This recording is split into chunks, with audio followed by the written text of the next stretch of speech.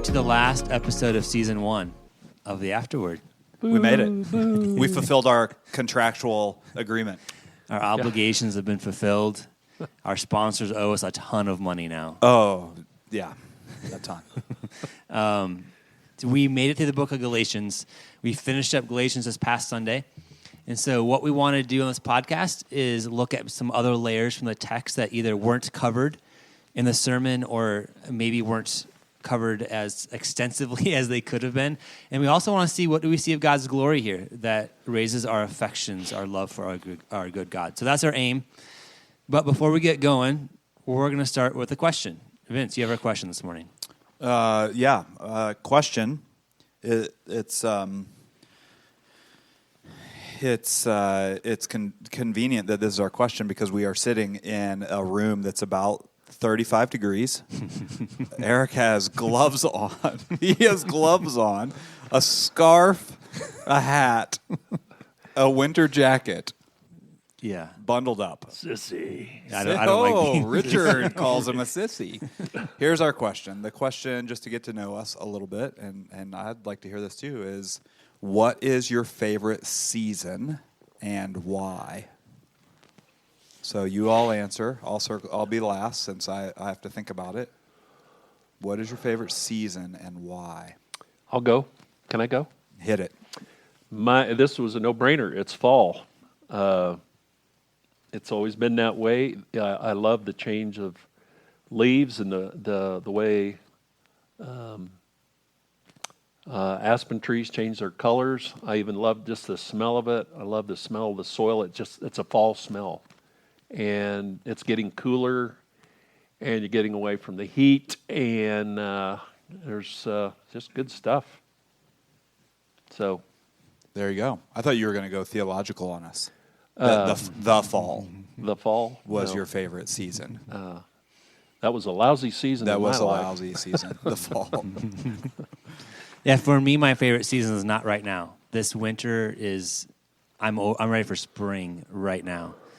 But this past fall in Fort Collins was so amazing. Several weeks of seemingly perfect weather. I have a friend here at the town church, and it's his favorite. His favorite season is fall, and he convinced me, I think this past year, that that should be my favorite season too. So I think it is now. It used to be summer, but summers are getting a little bit too hot. Maybe I'm just getting old. I like kind of not too hot, not too cold. Yeah, you are getting just old. kind of right in the middle. Yeah. Mm-hmm. I think it's fall now. Spring holds all the promise of new life, right? Things are coming alive. Okay. And the thing I'm not getting too spiritual here. The thing about fall is that I know what's coming after that. It's the bleakness of winter and all the browns and everything. But fall was pretty amazing this past year. All the changing colors lasted for weeks. So thanks for asking, Vince. But I think it's fall now. That's good. That's a fair answer. Mine, I think my answer has to do more with the weather and not the season. Sorry. Can I change the? No, that's not fair. No, what I mean is, I would say so. My gut response is spring, but spring in Colorado is like a month and a half of a foot of snow still. Yeah. That's not what I mean by spring. I don't mean spring and, bring on the snow. I mean spring because it's... Spring like Missouri. Yes. Well, that gets a little warm. And allergies. Allergies in Missouri are not fun. But the warmth is coming. I am getting older. Not I think I am, but I am getting older. And as I get older, the cold is bothersome. I don't like it. I don't like the dark days. I don't like... So when spring comes, Kirsten will tell you, my whole mood changes the week of the time change. Because I know that the days are like it'll be lighter later when I get home. I can go run. I can be outside. I love it. Spring. There you go. So I'm going to part ways with you all. Fall, that can be yours. Winter's coming. 9 months of winter is coming. That's the biggest downside to fall. Yeah. 9 months. Yeah. There you go. But I don't like the cold in the dark either. I don't either. It's getting hard. Yeah. We got to snuggle up with someone. Yeah. Hopefully I have just somebody one. in mind. Yeah. Just one. Yeah. Although if it was really cold, which in this room, I would snuggle with you if I had to. Oh, my. I'm actually tempted to right now. I'll confess that right now on this podcast. Can I just have your hat instead of you? Yeah. Instead of me? Everybody really that's should see this offensive. hat. Hurtful. Could That's we take hurtful. a picture of his hat? That's hurtful. Yeah. How about we talk about Galatians? How about something else?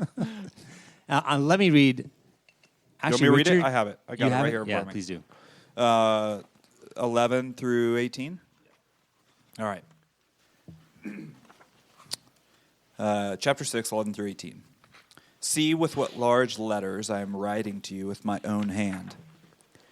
It is those who want to make a good showing in the flesh who would force you to be circumcised, and only in order that they may not be persecuted for the cross of Christ. For even those who are circumcised do not themselves keep the law, but they desire to have you circumcised, that they may boast in your flesh.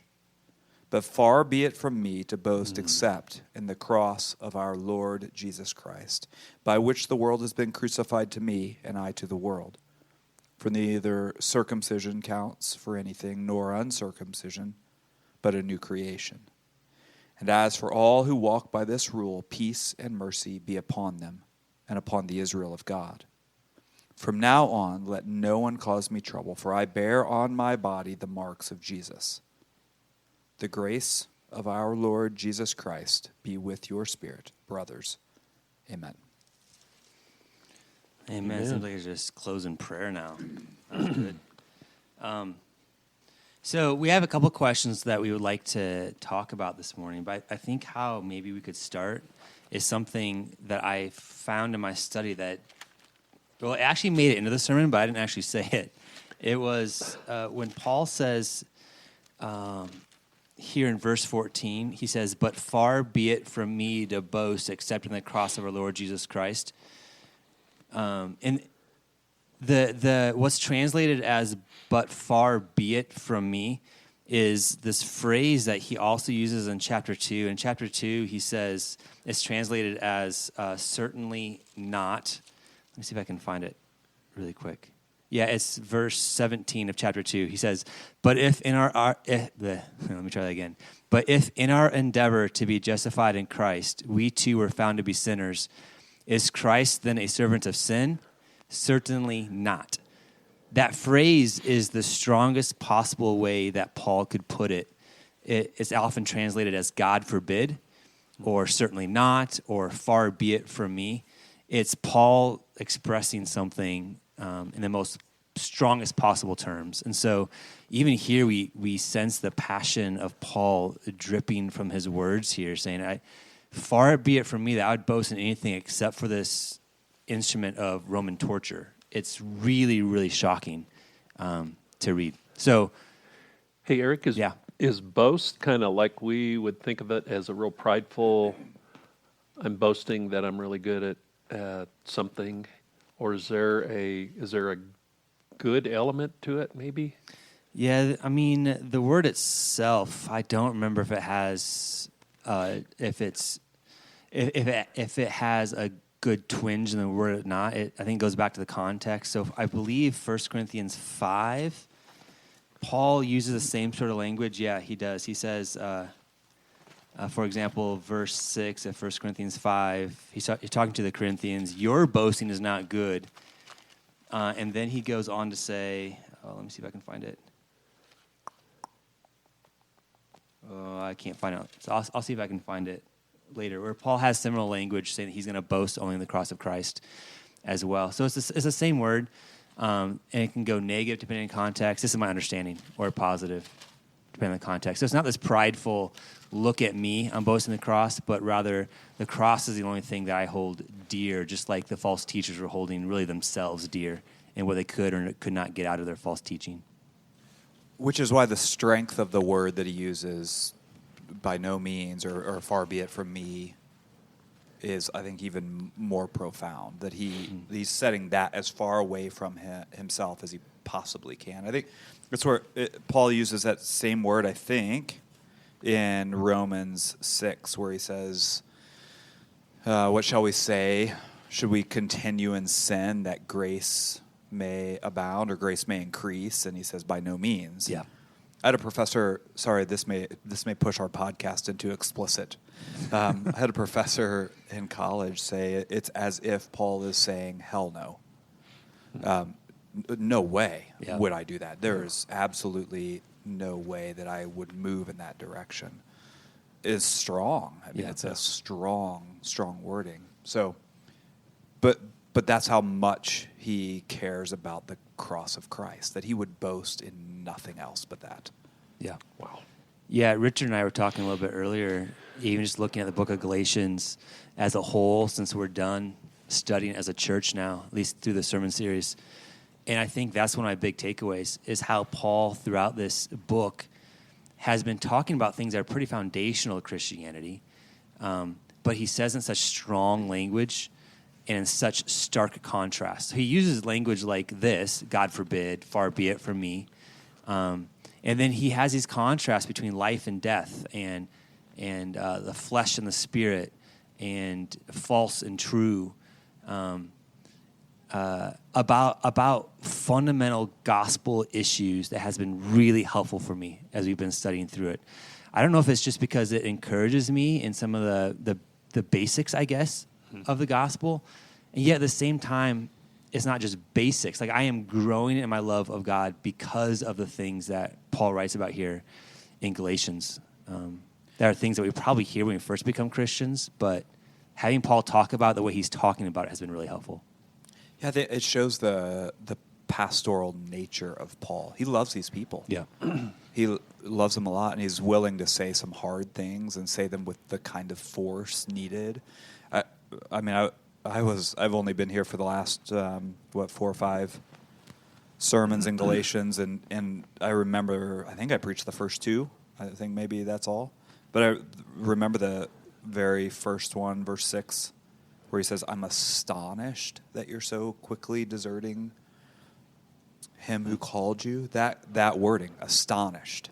I'm astonished. So it is this, wake up. What are you doing? This is worth it.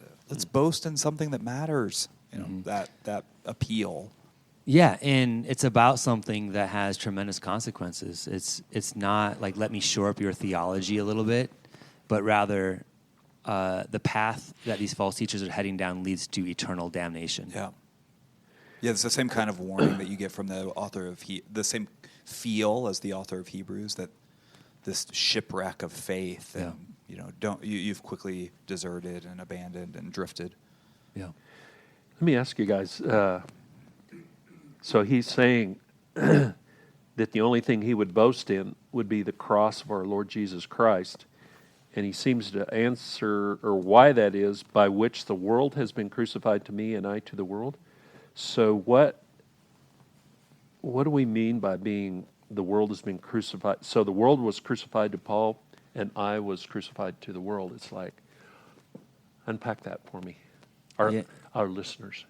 Yeah. My understanding is that Paul's relationship to the world has been fundamentally and radically changed because of the cross of Christ being applied to him when he became a believer. And so no longer is he mastered by the desires of the flesh, like we saw at the end of chapter 5. Not that the flesh still doesn't have a pull on Paul, because certainly it did, but it's no longer mastery over him. So in a sense, that relationship has died to what it had been because of what Christ did, taking Paul's sin upon himself and giving Paul Christ's righteousness instead. That's my understanding. Richard, you'll appreciate this, I think. You're a hymn lover, right? Yes. The old hymns, right? What is that the line in that hymn, in the things of earth will grow strangely dim? In the light of his glory and grace. There Can you go. sing it, Yeah, actually? could you sing it? Not right now, But maybe sometime. Maybe as a sometime. special music. I'll talk to yeah. Justin. I'm going to Yeah. make a note and talk to Justin. I need a little background. No, but I think that's the sense I get, that the things of this earth have grown strangely dim or been crucified. I mean, there's more of an active role there that Paul is. Okay. Seems to be that he's crucified. That they have the things of this earth have been crucified to him. They've been put to death. They've been. They no longer better influence off dead. Yeah. Would you say the power of sin has been nullified? Yeah. Well, at least in a growing way, not, right? Yeah. The power of sin hasn't been completely done away It's with. not eradicated it, but it is, we don't have to sin, right? It's that awkward in between, Yeah. isn't it? It's not our master anymore. Yeah. Yet we still feel its pull. Yeah. But to your point, Vince, hopefully as we mature, that pull becomes less and less. Yeah. Has that been true of your experience in your walk with Jesus, Vince? Just the things of earth, things that may be in high school that you really valued now are strangely dim. Yeah, and I think that's seasonal. I mean, I Uh-huh. think we are, as a family, we're in a season where so many, 2, 3, 4 years ago, things that would have been really, really important to me, whatever that is, Yeah. are of way less value. Yeah. I think those things are seasonal based on what you're going through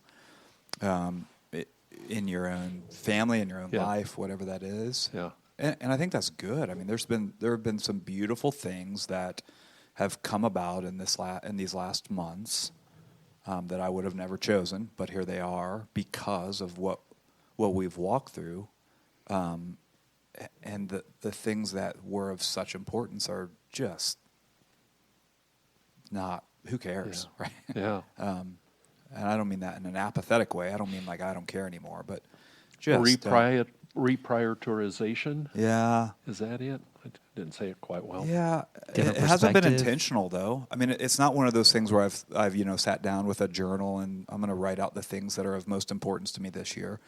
They just become important. Yeah. Time with God is important. Yeah. Time with my family is important. Yeah.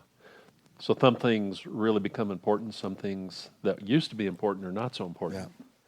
And so that is, I think, aren't we going to say that this is like a key to the and a fundamental for spiritual growth, that He is transforming us, taking the things that we used to think were really good and important, they're not so important now. Things that we Yeah, didn't think so are now really important. I think so. I also think we have a role to play there. Yeah. I think we can shape. We have the ability, by God's grace, to shape our affections as well. So I think the practices we have, the disciplines we have. I mean, for me, my family and being near them is of great importance right now, in part because I've spent a lot of time with my family over the last months. So that becomes a greater importance. I've put in the discipline, if you will, to be near my family, and that's important to me, and that importance has only grown as I'm near them. And I think similarly, as we create disciplines and put disciplines in our life that would draw us nearer to God, our affections for Him grow, our desire to be near Him grows, our desire to push away from things that separate us from Him, that also grows. And so I almost wonder, I'm going to say something here that's not completely thought out yet, but I wonder if the things of this earth, to keep using, I think it's public domain now, so we don't have to give credit to this song. The things of this earth grow strangely dim, and we don't realize that. Yeah. Because at the same time, our affections for God are also growing, and when one diminishes, the other grows, and we don't really realize it until we take moments like this to talk about it. Yeah. Hey, Richard, you've been a believer for a while. As you look back over the decades and decades and decades and decades and decades, What are you trying to say? Have you seen this process? How I know you have. How have you seen this process in your own heart, with seeing the Spirit sanctify you and maybe some of your sin tendencies before diminishing? Yeah, you were in the Galatian church when this was written, so We love you, Richard. That's really pretty good. Touche. Yeah, I think a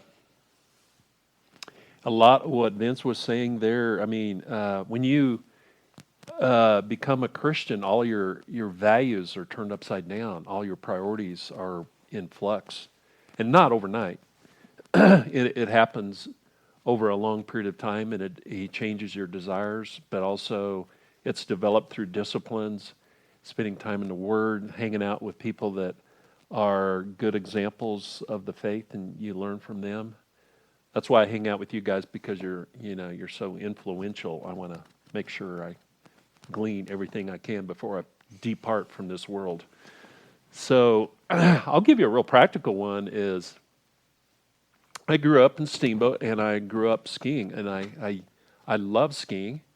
I worked for the ski area up there for a long time, had a free ski pass. I mean, and all of a sudden, when I became a Christian, it just kind of just started to go away.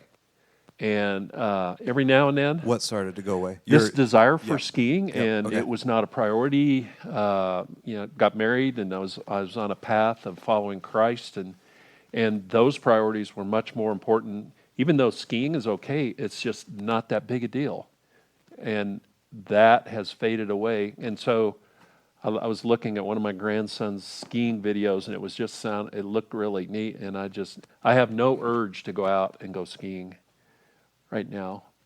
And that's not saying it's bad. It's just how it's a priority. It's something that really needed to leave my life. So, Why is that? Why? Because as I hear this, and I wonder if any of our listeners still doing singular, would consider this too, that, well, skiing's not bad. Why did that have to fade away? Skiing wasn't sinful. So was there something about it that was pulling you into sinful? It wasn't inherently sinful. no. So it isn't. what was it that needed to fade away there? It was time and money away from the things of God. Okay. That were becoming increasingly more important to me and far more meaningful. Sure. And my social life before I became a Christian was like awful. And a lot of it was kind of associated with skiing, and it was just kind of, Sure. it was unfulfilling. And it left me empty. And so when I became a Christian, and it's like one of the things that God changed is the whole concept of fellowship, and you're with true brothers and sisters. That's far more important than being on a ski hill. Sure. So, and it's not just skiing; it could be any number Right. of things. And Right. it's just you only have a certain amount of time and money and resources, and so I'm over my course of the years, probably like all of us, it becomes reallocated toward the things of God, and I want that because it's far more rewarding. And it's driven by an inner desire, because a hunger for this, like you're hungry for food, but it's a hunger to follow Him. That's good. I think what I'm pushing on a little bit there is what you're saying is great. I wonder if the beauty of who God has made us also fits into that. So it could be that someone who has never skied before, never was a temptation, never was the things that you described, becomes a Christian, and then has a burning desire to be on the mountain skiing so that they can talk to others about this new life they Exactly. found. So you know what I mean? Like, Oh, yeah, exactly. On the one hand, you have that experience. On the Right. other hand, someone else may have the opposite experience, and it's a personal pull. And because we have the Spirit, we are prompted by the Spirit, convicted by the Spirit to move in different directions that are pulling us away from who God is and what He's called us to be about. Yeah, and that's a good point. And the word way or path is used a lot in the Bible. It's just our unique direction that God has for each of us, and it's uniquely different from other people. And yeah, I hope there are flaming evangelists on the ski areas, because that's a great place to do it. But it's not just a ski area. It could be on a lake with a boat. It could be any number of things. It could be work. Sure. That brings to mind, I was in a band in high school called the Flaming Evangelists. Are you serious? No. No. That's, You can't. Were you in a band at all? Are you all musical at all? well, what's your next question, Rick? Are you musical at all, Vince? Yeah, I was in a band called the Flaming Evangelists. We opened up for never mind. Okay. Could you please work that into your sermon on Sunday? I will somehow? do that. Yeah, thank you. Yeah. Thank you.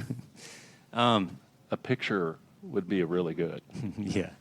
Here's a question I want to talk about. Paul says that he is not going to boast anything except for the cross of Christ. Are there things that you sense your heart being pulled to boast in that maybe seems godly, but is off target. You know what I mean? Like, is not the cross of Christ. And when we talk about cross of Christ, I mean big picture, who Jesus is, what Jesus has done, what is central to the Christian life. Do you feel tempted or pulled to boast in other things? I think it's a great question for everyone to consider. I think that question is specifically good for those who make their living in ministry, or for those who are, in your case, Richard, have given a big chunk of your life to being an elder, a leader in this church, while you're not being paid to give your life in that way. I think it's a good question for everyone. Specifically, I think for people whose profession mixes in with what we're called to be doing anyway. I think those things can quickly become a boast, a thing to boast about. So I'm sure I could think of some examples. We spend a lot of our time during the week talking about, thinking about, at least in large part, the Sunday gathering. So we spend a lot of energy planning and preparing and talking about and thinking about what is to come. And so a Sunday afternoon rides that wave, right? The drive home is this was really good. And it can be really tempting to begin to get a proud heart about what happened, as if the movement of God was somehow dependent on what we did or did not do. I don't mean to say that we ought not to be pleased by the work God has called us to do, and it somehow worked out well, but to take that and say, look at what we've done. So I think that's an area. At the same time, I think we can drive home and think that was miserable.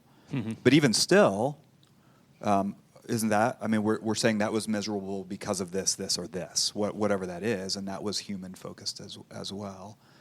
But where is God in that? What is God doing in the midst of that? So I think in ministry, full-time ministry, lay ministry, whatever it is, if those are the ways in which we can grab onto something that is godly, ought to be godly, and pull that in and say, I would boast in this. And I think Paul would say to me on my drive home, if it's not about the cross of Christ and what he's accomplished and what he is accomplishing because of what he's already done, what are you stressing about?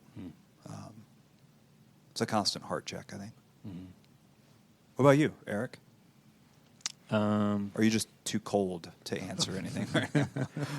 You did mention on Sunday when you preach that you tend to... Oh, yeah, for the favor of people, are they going to think this is a good sermon? Yeah, right.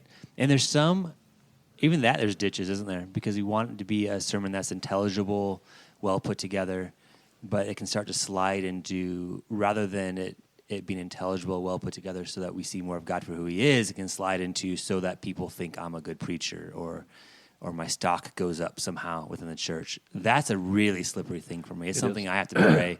Literally every time I work on a sermon, I have to pray against that because it's hard for my heart.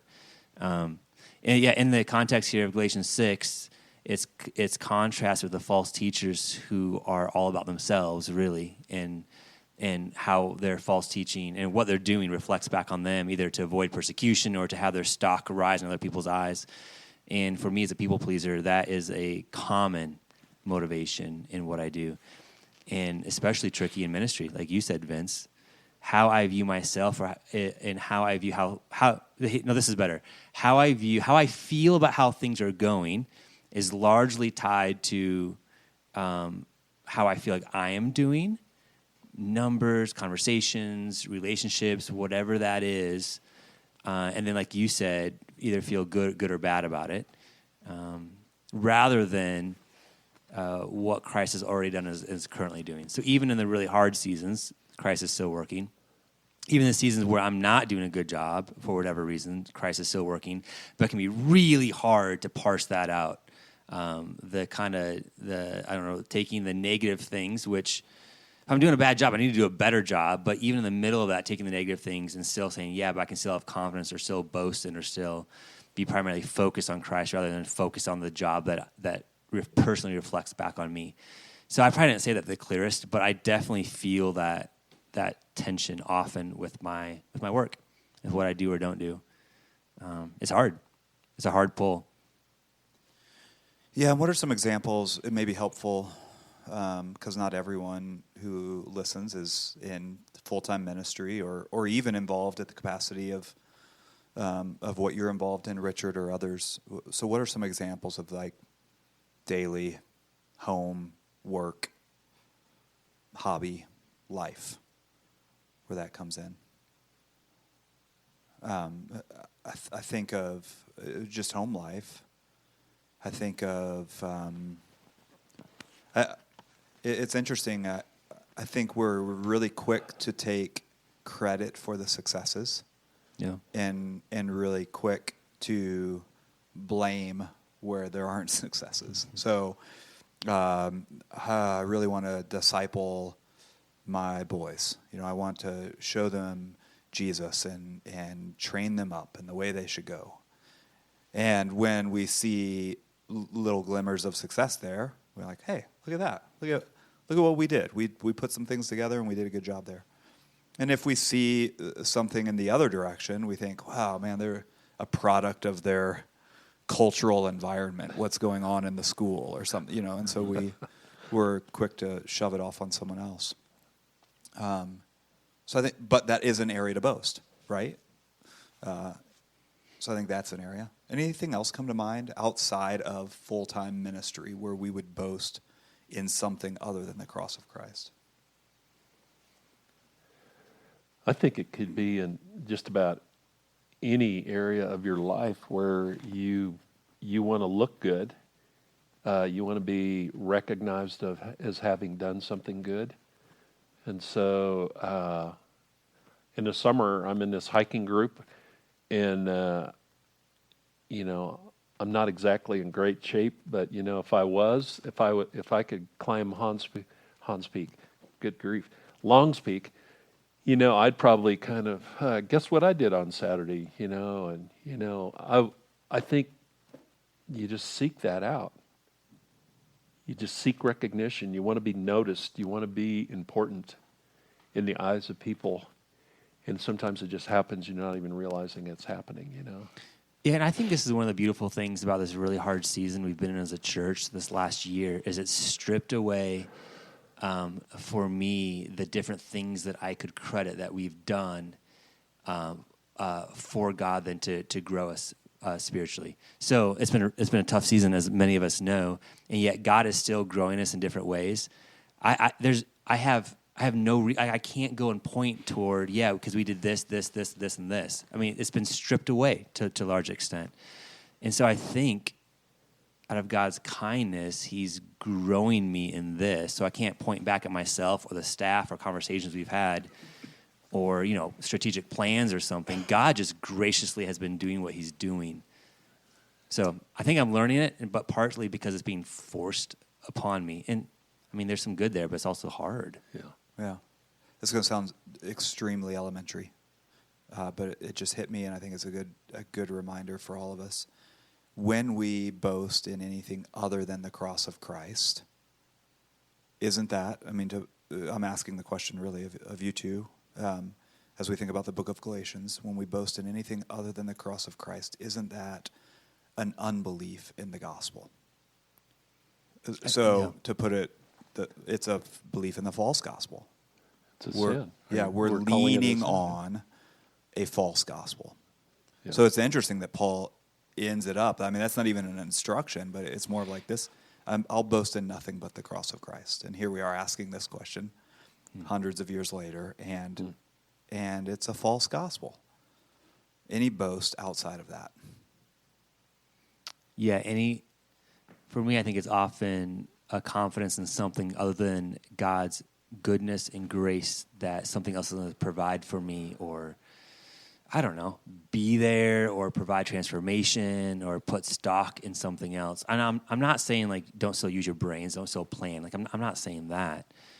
But the ultimate provision, place of provision, is God himself. And so when that does start to shift, like really when I trick myself into thinking that we can be clever enough or something else that my paycheck is providing for me ultimately, yes, totally a belief in a false gospel.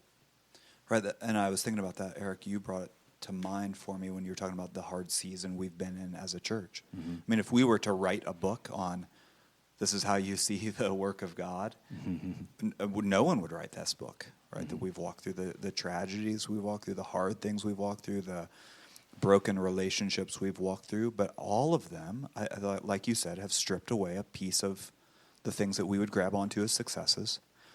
Not just that, but it's forced us into trusting that our good God has a plan.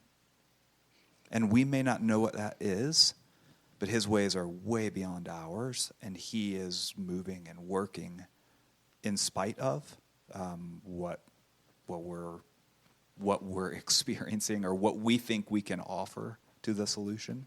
Yeah, there's how I've thought about it is using the words of dependence, right? So Paul here saying, I'm dependent fully on God's grace. We saw that on the cross, not my own works, what I'm trying to add to it. And when COVID happened, I thought that was one of the big lessons, so to speak, out of COVID, the full dependence upon God, because everything else was stripped away, it seemed like. But now here we are in another season where it feels like it's just another layer of that, of God teaching me. And I think our church, you are fully dependent upon me. And if you trick yourself to not be, it's just a trick, right? It's not reality. In reality, you're fully dependent upon me. I think we're seeing God move in some pretty tremendous ways where our dependence upon him, it feels like it's forced, but it's what was real all along. There's just less ways that I can try to trick myself that I'm not. Isn't this what faith is too? I mean, we walk by faith and not by sight. And so by faith, we're reaching outside of ourselves because we know inside of ourselves we're bankrupt. We don't have it here. I'm reaching out by faith to an invisible Holy Spirit, to a Jesus I've never seen, and yet we believe in him because we have it in the scriptures here, and that's what faith helps us apprehend that, and it does transformation on the inside of us because that's the only way we can have it. That's good. Can I ask a question that we didn't talk about? So this is unprepared. But as I was just reading through the verses as they come through. Verse 16 is interesting, Eric, and maybe your answer is I don't remember, I don't know. But he says, and as for all who walk by this rule, what's the wording there for rule? Was there anything that came up from that? Like, is he talking about, is it this way of life, this understanding? What's he mean there? Yeah, so what's translated as rule, in the original language, the word is canon. And so it was used back in Paul's day to actually mean like a measuring tape or a ruler. And so take that a step or two out. It does mean way of life or a standard, maybe is a better way to put that. Or as we've used canon, the church uses canon, those things that are accepted as the standard of life or standard of doctrine. That's helpful because the verse right before that, this is what I was getting at. For neither circumcision counts for anything, nor uncircumcision, but a new creation. And as for all who walk by this rule, peace and mercy. That's beautiful.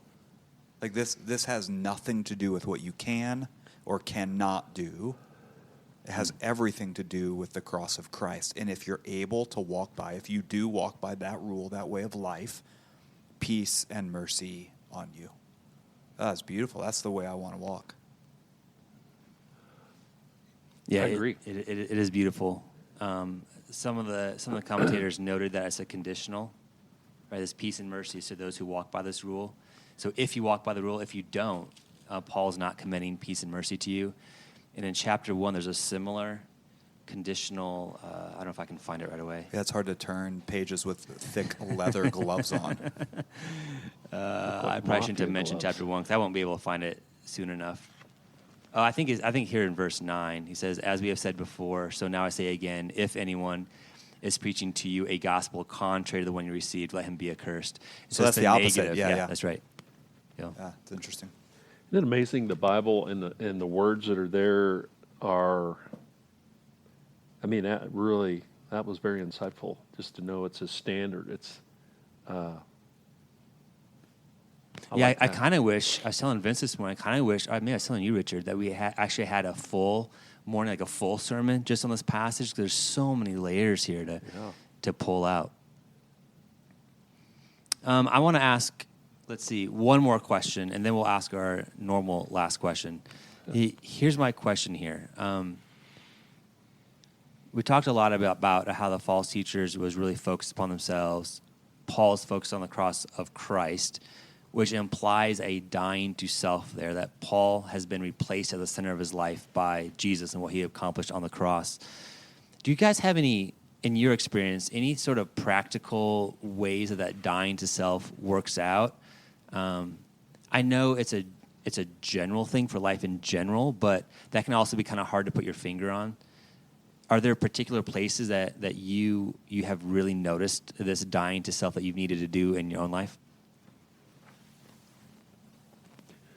I'll say one that I don't practice as much as I want, but a lot of times when I'm walking into church, like I'm out in the parking lot or in the sidewalk walking in, and I just kind of say to myself, this is a good day to die, meaning I need to be crucified with Christ as I'm walking in there. So, and the reason I do that, because I want to go in with a pure heart. I want to be a giver and not a taker.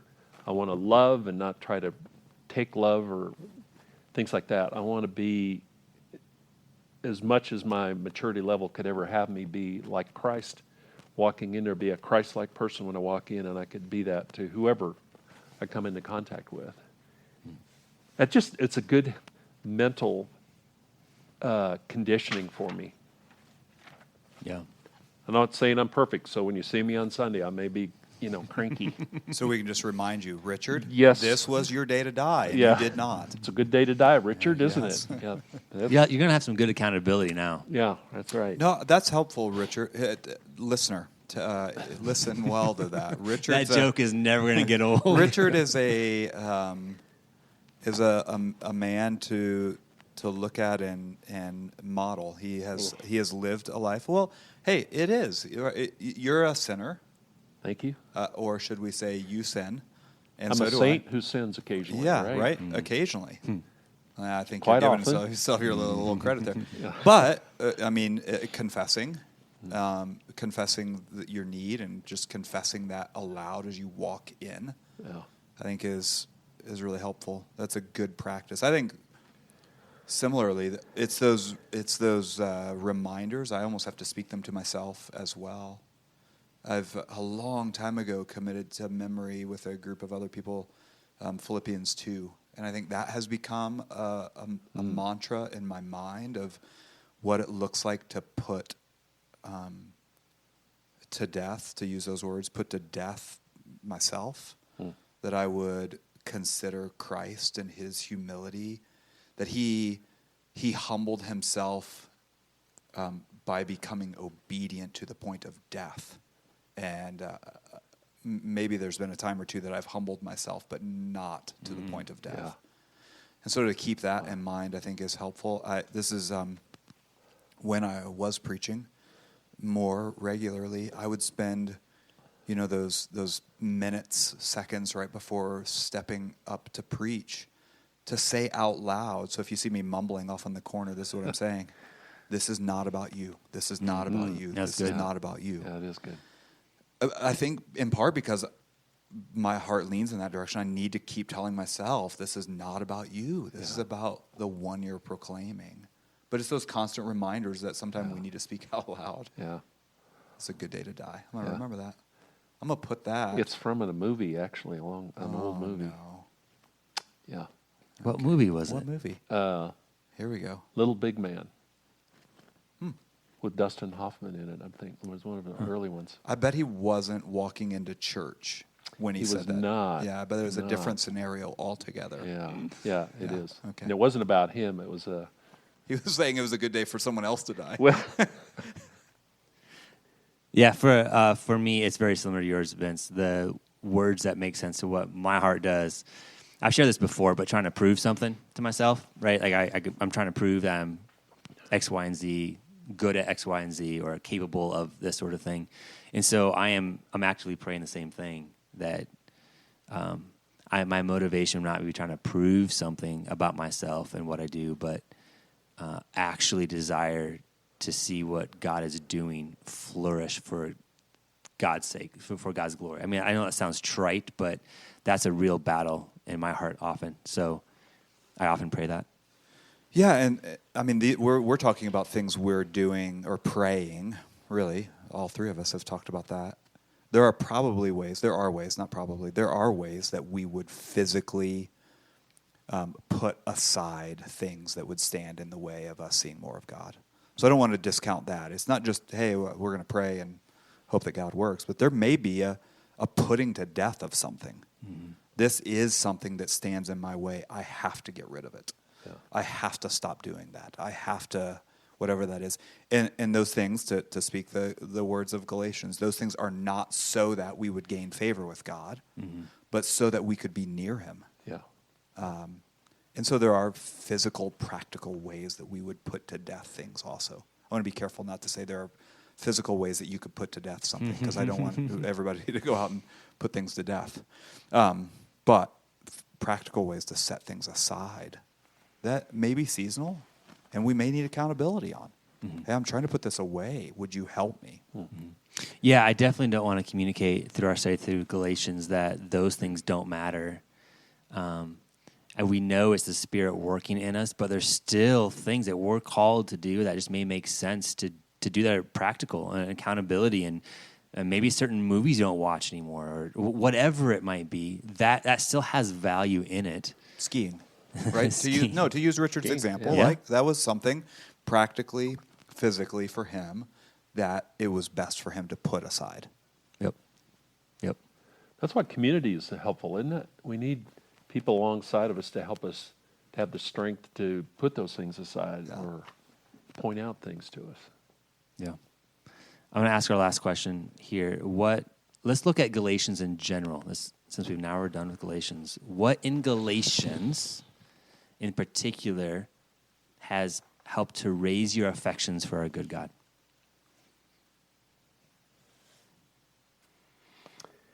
Well, I can go first. It's Galatians 2:20. It's been a verse that early on in my life came into my heart, mind, and soul. And I just want to read a part here. In the last part, it says, "In the life I now live in the flesh, I live by faith in the Son of God." So he's talking about right now, I live in the flesh, I live by faith in the Son of God.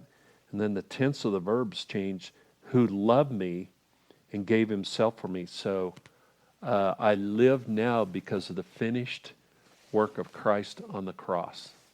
And his work is the benefits just keep coming. And so I love that verse. It's just been a compass setter. I think for me, the thing that stands out, and I haven't been around for the entire series of Galatians. While I've read it, studied it, prepared to preach it, I don't. What I mean by all that is I don't know the direction that you took all of it, Eric, specifically for our congregation.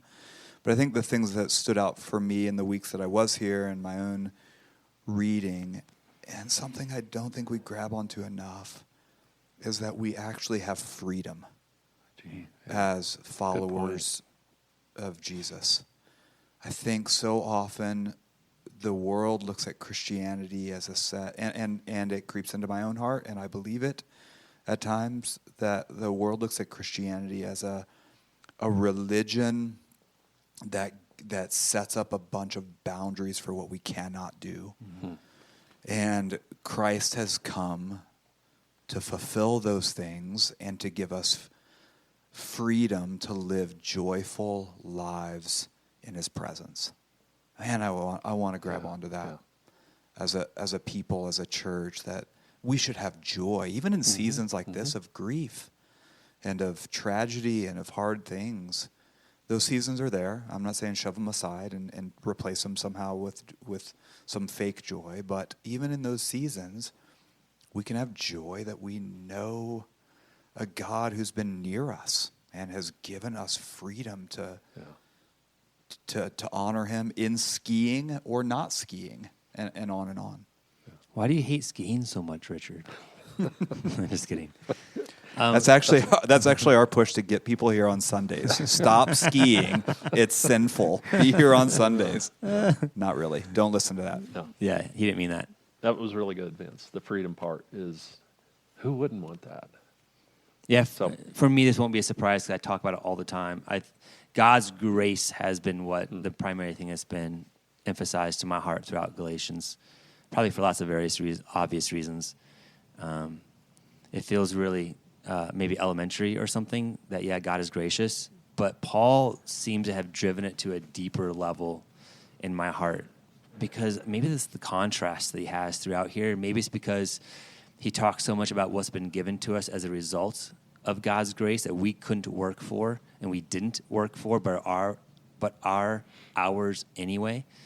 I think a much deeper level of appreciation for God's grace, which definitely leads me to a greater affection for God who chose to do that because he loves me. Yeah. It's good. That's a wrap on season 1. Amazing Grace, huh? Didn't a guy named John Newton write a song about that? Yeah, and the Amazing things grace. of earth will grow strangely. yeah. Yeah. We can do a mashup of those two songs. Yeah. Yeah. Thank you for listening to season 1. It's helpful for me. I can say that at least. Yeah, it's helpful to sit in this freezing room and process through. No, it is. The freezing room part can go away, but to process aloud. Hopefully you all have this, listener, that you have a group of people around you where you're able to process through things like this, a township or a group of friends around you where you're able to say, hey, can we think deeply about these things, because I need help to understand this. So hopefully that's the case. Yeah. Yep. Season 1. On to season 2 next week or the week after? In 2 weeks, season 2 will start. So I guess suspensefully, Ooh. Is that? with bated breath, Ooh. sit on the edge of your chair. Better than bad breath. Okay, with that, we're going to say goodbye. Okay. Love you. Yep. See ya.